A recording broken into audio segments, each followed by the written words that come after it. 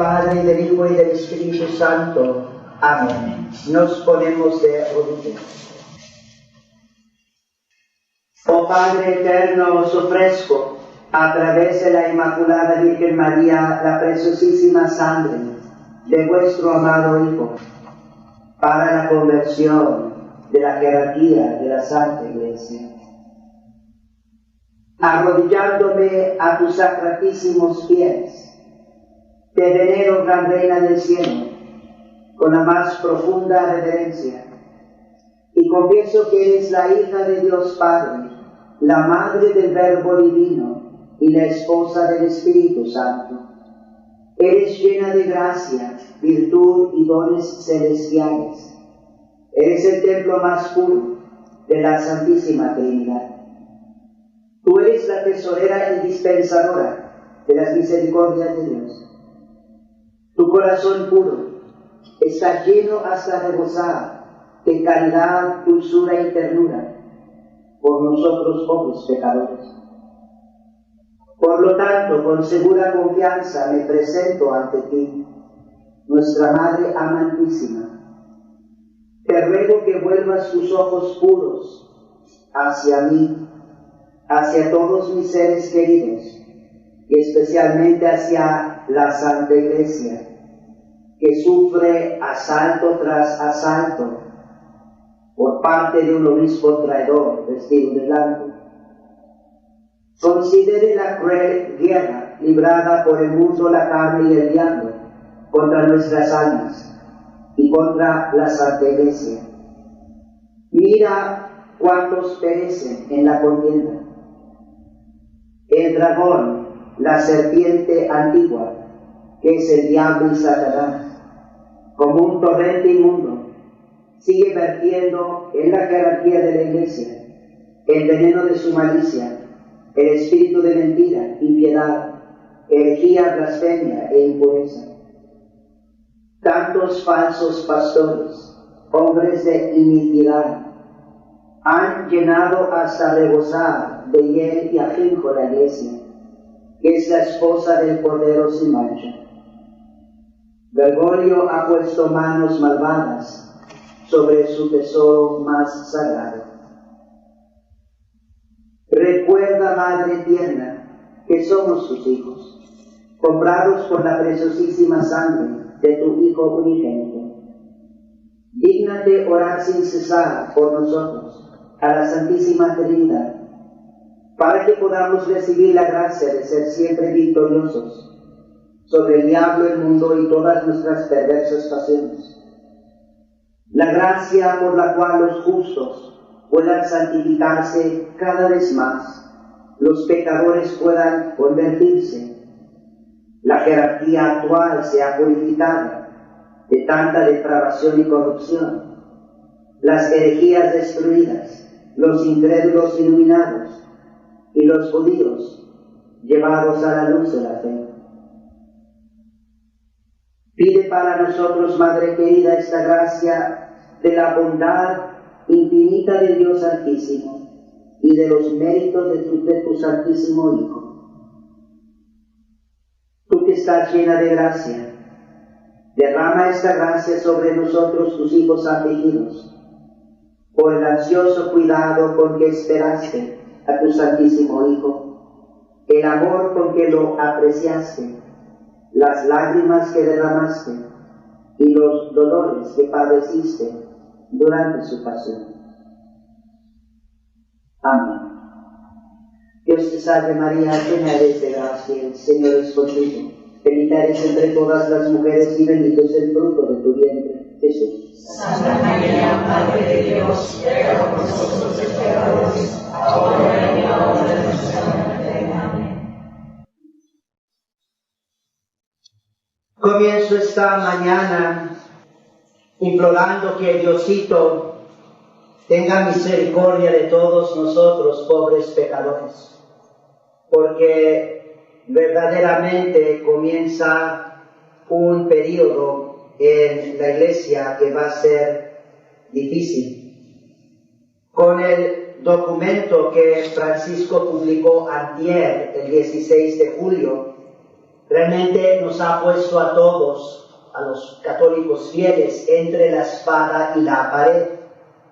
Digo esto porque tenemos la obligación de desobedecer las directivas de este documento.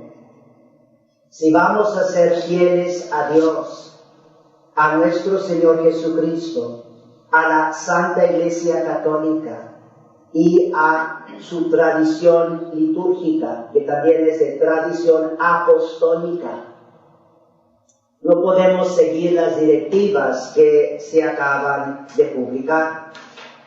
Por eso digo que verdaderamente que Diosito tenga misericordia de todos nosotros, a ver cómo nos va. Esta mañana nomás me voy a enfocar en un aspecto de este documento. Hay mucho que se puede decir, ya en las semanas que vienen diré más. Desafortunadamente este documento, y también hay una carta que acompaña el documento donde Francisco está explicando las razones por las que ha dado esta directiva.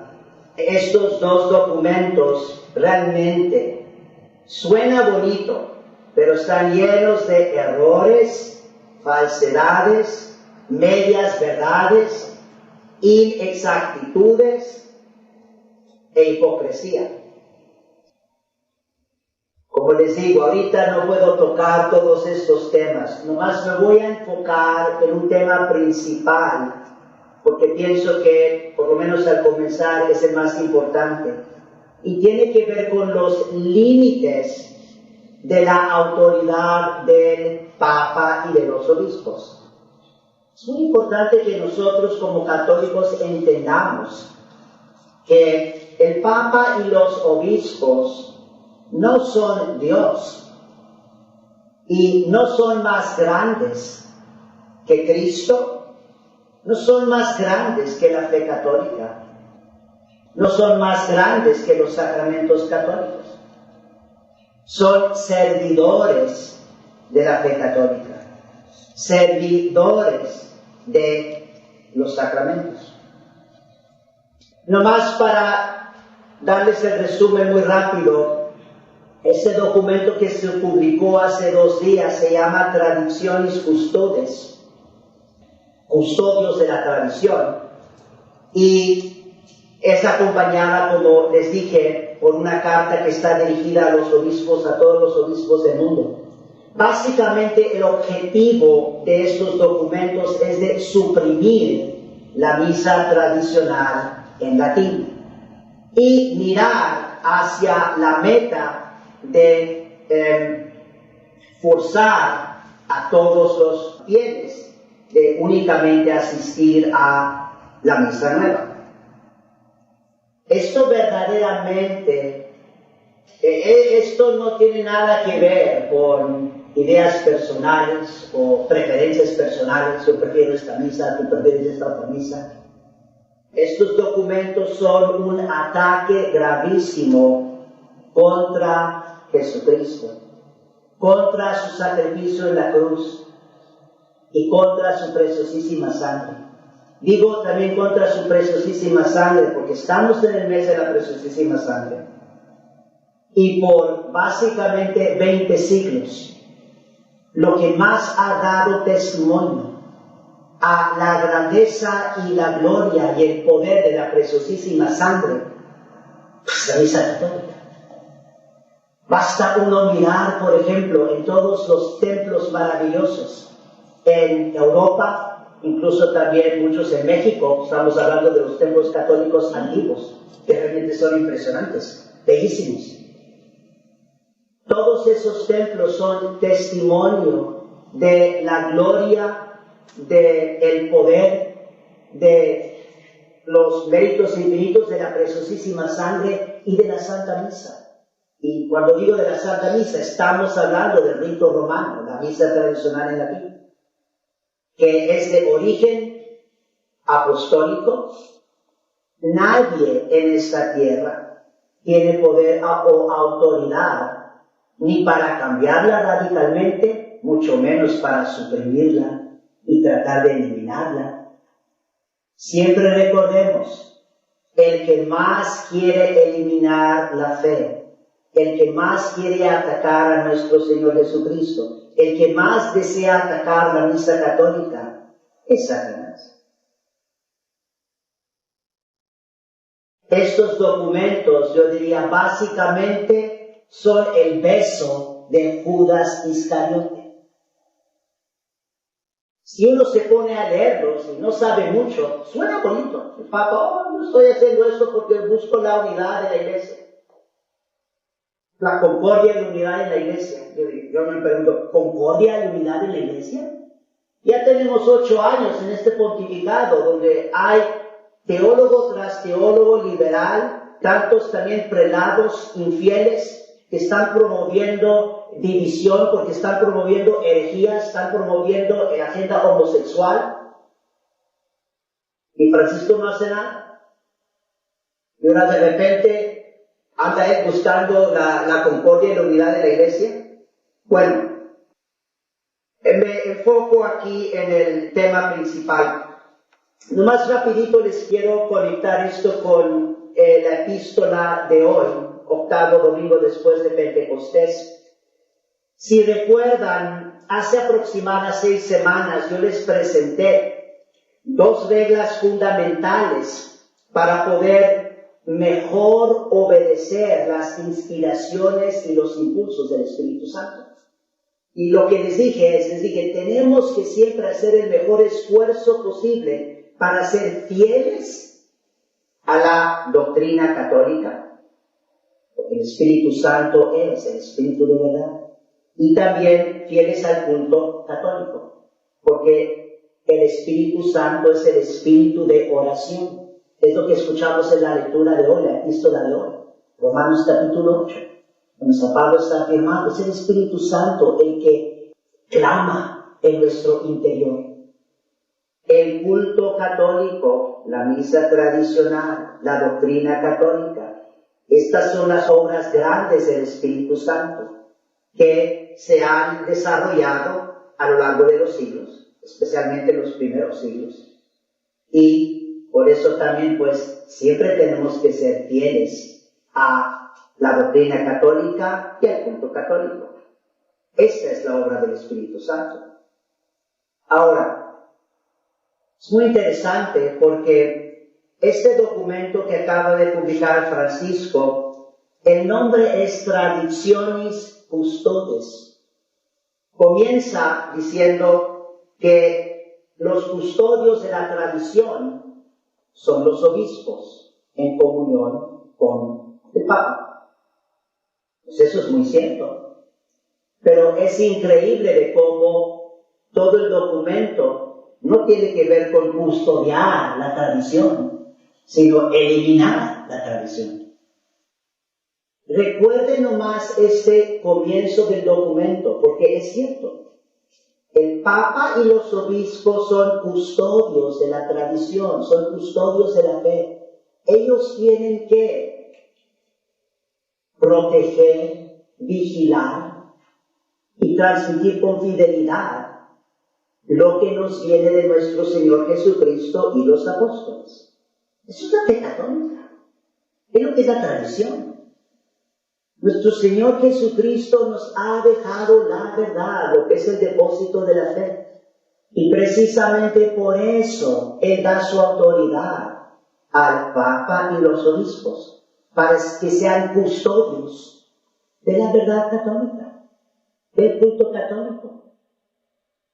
Definitivamente no para estar cambiando o tratando de eliminar e introducir algo ajeno, algo, por ejemplo, protestante o hereje. Hay que tener mucho cuidado porque al comienzo de este documento Francisco explica que los obispos, siendo los guardianes de la tradición, ellos tienen la autoridad para promover, moderar y proteger la liturgia. Y eso es cierto.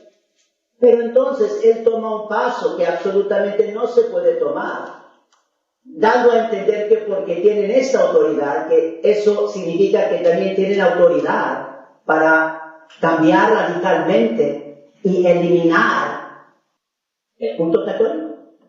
es increíble. Porque absolutamente ni el Papa ni los obispos tienen esta autoridad.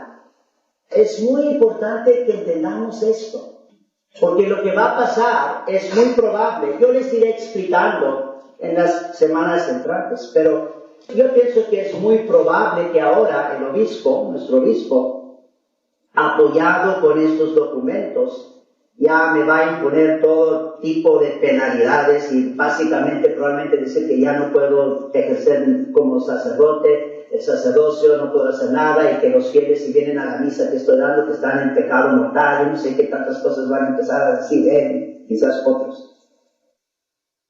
Tenemos que entender bien lo que enseña la Iglesia Católica. Hay límites, recuerden esto. Hay límites a la autoridad de los obispos y del Papa. Ellos no tienen autoridad para estar atacando la fe católica o para estar atacando la Iglesia Católica. Si ellos promulgan o publican este tipo de directivas o documentos o imponen penalidades, absolutamente no tienen validez ante Dios y ante la Iglesia Católica. Ahora, ciertamente, porque tienen la autoridad ahorita, pues quiere decir que vamos a sufrir persecución, pero no vamos a ser los primeros. Hay muchos católicos que también, después del Concilio Vaticano II, estaban preservando la misa tradicional, la misa católica, que también fueron calumniados y atacados, y los obispos imponiendo penalidades, excomunicando. Muchos otros católicos también han sufrido. Y el fruto de muchos de esos sufrimientos y de mucha de esa fidelidad es que nosotros también ahora, en el año 2021, hemos podido también aprender y gozar de la misa tradicional en latín. Nosotros tenemos que estar dispuestos a también sufrir lo mismo si es lo que se requiere. Escuchen bien lo que enseña la Iglesia Católica, porque esta es enseñanza de la Iglesia Católica. No son mis ideas, no son mis opiniones. La Iglesia Católica enseña muy claramente que hay límites al poder del Papa y de los obispos. No vamos a ahorita poder explicar todo del documento, y también, por eso nomás me enfoco en eso. Hay límites.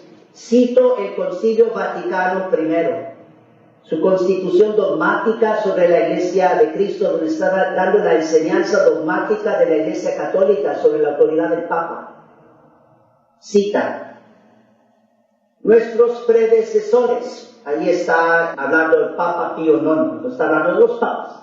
Cita: nuestros predecesores trataron incansablemente que la doctrina salvadora de Cristo se propagase en todos los pueblos de la tierra, y con igual cuidado vigilaron de que se conservase pura e incontaminada donde quiera que haya sido recibida. Fin de cita. Aquí se está refiriendo específicamente a la doctrina de Cristo, la doctrina católica. Se aplica también al culto católico. Lex orandi, lex credendi. La ley de la oración de la Iglesia es su ley de fe, así como la tradición de doctrina católica tiene su origen en los apóstoles, también la tradición litúrgica de la Iglesia Católica tiene sus orígenes en los apóstoles. Esto tenemos que estar muy claros. Y lo estamos viendo. Francisco está atacando la doctrina católica, ahora también atacando el culto católico. Cuando digo atacando la doctrina católica, un ejemplo muy claro: lo sagrado que es la Eucaristía y la enseñanza católica de que uno tiene que estar en estado de gracia para recibir, por lo menos un poco dignamente, el cuerpo y la sangre de nuestro Señor Jesucristo. Hoy en día hay muchos prelados con el respaldo, medio escondido, pero no tan escondido, con el respaldo de Francisco, que están promoviendo la comunión de personas que están viviendo en adulterio. Estamos hablando de personas casadas por la Iglesia casados, divorciados y vueltos a casarse, obviamente fuera de la iglesia, absolutamente no puede recibir la comunión. Doctrina católica, tiene que ver con la doctrina de la Eucaristía. Y sin embargo, Francisco está socavando esta gran verdad. No tiene la autoridad para hacer eso. Miren, tan complicado no está. Si Francisco escribe, Jesucristo no resucitó, puede escribir lo que quiere escribir, ¿no es cierto? Si él escribe, la Santísima Virgen no fue virgen perpetua, eso no quiere decir que es verdad. Si él dice, tú tienes que obedecer y decir que la Virgen María no fue siempre virgen, no puedo obedecer eso. Y si alguien dice, padre, usted es desobediente, bueno, estoy desobedeciendo algo que dijo Francisco, pero no es cierto. Y el hecho de que él lo diga no quiere decir que sea cierto. Y lo mismo como está escribiendo ese documento, hay un solo rito de la Iglesia Católica que es el Globus Ordo, que hace 60 años ni existía. Le digo, ¿eso no es cierto? Él está insistiendo, todos los sacerdotes que están dando la misa tradicional tienen que afirmar que la misa nueva es legítimo. La misa nueva no es legítima. También él habla de la validez. Yo no me meto en ese. Está bien, yo digo, por ahorita, si se ofrece la misa nueva según lo que se debe de hacer, está válida, está bien.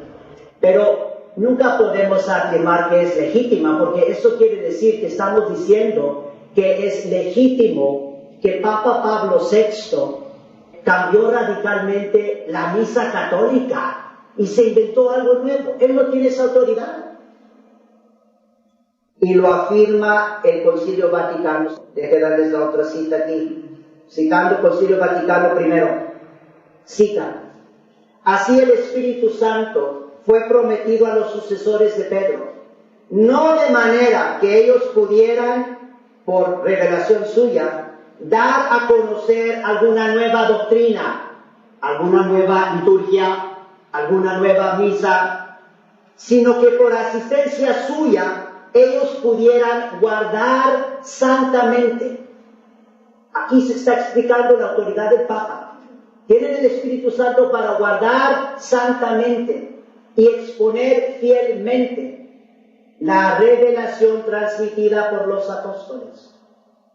El culto que tiene su origen con los apóstoles, para guardarla santamente, exponerla fielmente, mantenerla pura, incontaminada. Papa San Pío X, en su carta encíclica Pascendi, de 8 de septiembre de 1907, lo explica muy claramente. La enseñanza de la Iglesia Católica cita: al oficio de apacentar la grey del Señor que nos ha sido confiada de lo alto, Jesucristo señaló como primer deber el de guardar con suma vigilancia el depósito tradicional de la Santa Fe. De guardar con suma vigilancia el depósito de la Santa Fe, que incluye la tradición litúrgica, la misa tradicional. Es más, en realidad, la manera principal por la que se está transmitiendo la Santa Fe es precisamente por medio de la Santa Misa. Y por eso no se cambia la doctrina católica, tampoco no se cambia el culto católico. Tristemente, estamos hoy en día sufriendo por los graves pecados de la jerarquía y también de los papas que han estado desobedeciendo ya por mucho tiempo. Como les he estado explicando también, esto se relaciona con todo lo de Fátima, lo que les he estado predicando en los últimos meses. Esto no es que sucedió de repente. Es tan triste porque estamos viviendo ahorita en tiempos donde el católico piensa que el Papa es más grande que toda la fe católica y que 2000 años del culto católico, lo que es más sagrado. Papa Benedicto, apenas hace 14 años, cuando escribió su documento, él claramente dijo, lo que es sagrado, lo que siempre ha sido sagrado para los católicos, siempre tiene que seguir siendo sagrado para nosotros. Pues, obviamente, y también no lo dijo lo suficiente porque debería haber dicho lo que es lo más sagrado, la Santa Misa tradicional, lo que es lo más sagrado para la Iglesia Católica desde el origen, desde tiempos apostólicos, sigue siendo lo más sagrado hoy en día. ¿Y cómo es posible que se le ocurre a Francisco pensar que él, yo digo, la soberbia, que cómo se le ocurre a él de pensar que él puede eliminar lo que fue instituido básicamente por nuestro Señor Jesucristo y los apóstoles? Estamos viviendo en tiempos terribles. Por eso les digo, Señorcito tenga misericordia de todos nosotros, porque a ver cómo nos va. El primero que hizo este error gravísimo, este pecado gravísimo, fue Papa Pablo VI, cuando introdujo la nueva misa. No tenía la autoridad de hacer eso. Incluso, si alguien dice, ¿usted por qué dice eso, padre? Bueno, le estoy diciendo que es la enseñanza de la Iglesia Católica. No lo digo yo. No tengo el número exacto, pero se me hace que Benedicto fue el Papa número 265. Entonces, más o menos, 260 papas antes de Pablo VI siempre habían afirmado que ellos no tenían autoridad para cambiar el rito romano. Nunca en la historia de la Iglesia Católica, desde el tiempo de los apóstoles, ha habido un papa hasta Pablo VI, y ahora tenemos un problema gravísimo con Francisco. Juan Pablo II y Benedicto XVI por lo menos estaban tratando de más o menos arreglar las cosas un poquitín, reintroduciendo, por decir, la misa tradicional. Pero no hay ni un solo papa en toda la historia de la Iglesia Católica antes de Pablo VI que introdujo cambios grandes al rito romano. Y uno dice, ¿por qué no? Porque no tienen la autoridad y lo reconocían. Termino nomás citándoles algo que escribió Papa Benedicto un año antes que fue elegido Papa. Esto lo escribió en el 2004, explicando también los límites de la autoridad del Papa, específicamente respecto a la liturgia. Y eso es lo que escribió Papa Benedicto un año antes de ser elegido Papa. Cita: la limitación de los poderes de la autoridad suprema en la Iglesia con respecto a la reforma. Cita. Y escribió, cita: el Papa no es un monarca absoluto, cuya voluntad es la ley, sino el guardián de la auténtica tradición. Con respecto a la liturgia, tiene la tarea de un jardinero, no la de un técnico que construye nuevas máquinas y tira las viejas a la basura. Y obviamente el jardín más bello que tenemos como católicos es el sacrificio de nuestro Señor Jesucristo en el rito romano, en esa tradición. Acá tiene que ser un jardinero podando, cuidando. Y finalmente una cita también de Papa Benedicto, al mismo tiempo, un año antes de que fue elegido Papa, cita: si la liturgia aparece ante todo como el taller de nuestra actividad, y este es el problema, vamos a tratar de eso también en las clases que voy a dar, es tan triste porque básicamente en toda la Iglesia hoy en día, todo el mundo, incluso toda la jerarquía, piensan que principalmente la liturgia tiene que ver con sí mismos. Y eso no es la enseñanza de la Iglesia Católica. Aquí lo está afirmando Papa Benedicto. Cita: si la liturgia aparece ante todo como el taller de nuestra actividad, entonces lo esencial es olvidado: Dios. Porque la liturgia no se trata de nosotros, sino de Dios. Y olvidar a Dios es el peligro más inminente de nuestra época. Lo dijo hace 17 años, casi exactamente 17 años. Este fue el 26 de julio del 2004. Casi exactamente hace 17 años, Papa Benedicto escribió: olvidar a Dios es el peligro más inminente de nuestra época. es precisamente lo que se ha hecho con estos documentos de Francisco, puesto completamente a un lado a Dios. Porque la misa tradicional es la obra de Dios, esta es la obra de Cristo, este es el servicio de Cristo. Y pensar que el hombre es Dios. Y pensar que el hombre tiene el poder y la autoridad de cambiar lo que Dios, en su infinita misericordia, ha dado a su Santa Iglesia, para que se proteja, para que se transmita con fidelidad a todas las generaciones, especialmente el Papa. Por eso tiene él esa autoridad. Pero prepárense, hijitos, porque vienen tiempos difíciles, donde realmente van a decir que nosotros somos desobedientes, que no obedecemos al Papa, que no somos católicos, que estamos en contra del Concilio Vaticano II, que estamos en contra de la nueva misa, que estamos en contra de todas estas cosas. Ahora, en cierto sentido es cierto, yo definitivamente estoy en contra de la misa nueva, pero es porque hay que realmente ser fieles a nuestra fe católica, a nuestro Señor Jesucristo, a la Santísima Trinidad. Que Diosito tenga misericordia de todos nosotros, pobres pecadores. En el nombre del Padre, y del Hijo, y del Espíritu Santo. Amén.